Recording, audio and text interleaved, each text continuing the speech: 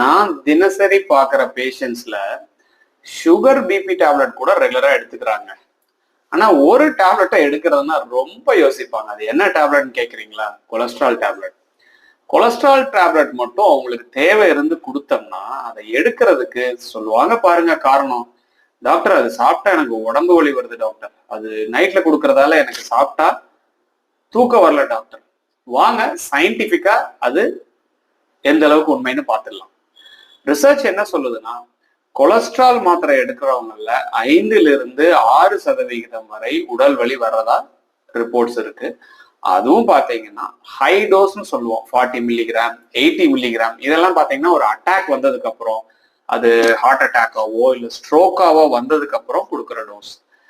10 milligram ரெகுலரா கொடுக்குற அந்த ப்ரொஃபிலாட்டிக் டோஸ்ல பாத்தீங்கன்னா மிக மிக குறைவு இந்த உடல்வலி போன்ற சைடு எஃபெக்ட்கள். நம்பர் 1. அதுவும் பாத்தீங்கன்னா 1-2 மாதத்துக்கு அப்புறம் ரொம்ப ரொம்ப குறைஞ்சிருது அந்த உடல் வலியோ இல்ல மற்ற கம்ப்ளைண்ட் சொல்றதோ. 3வது, அப்படி உடல் வலி வர்றவங்கள கூட அவங்களுக்கு வைட்டமின் டி கம்மியா இருந்தா அந்த வைட்டமின் டி கொடுத்தோம்னா நமக்கு கட்டாயம் குறைஞ்சிடும். 4வது, உங்களுக்கு ஒரு ஸ்டாட்டின், அதாவது அட்டர்வாஸ்டாட்டின் கொடுத்து உடல் வலி வருதா, ரொசுவாஸ்டாட்டின் அப்படிங்கிறதுக்கு மாத்திட்டோம்னா அதுவும் உங்களுக்கு உடல் வலிய வராம செஞ்சிடுது. ஸோ இந்த மாதிரி நிறைய ஆப்ஷன்ஸ் இருக்கிறதால நீங்க டாக்டர்கிட்ட டிஸ்கஸ் பண்ணுங்க, நீங்களா நிறுத்திக்காதீங்க. இல்ல இன்னும் சில பேர் சொல்றது, டாக்டர் நான் நான்வெஜ்ஜை விட்டுட்டேன். ஏங்க நான்வெஜ் வந்து ஒரு 1/4 தாங்க கான்ட்ரிபியூட்டிங் டு த கொலஸ்ட்ரால்.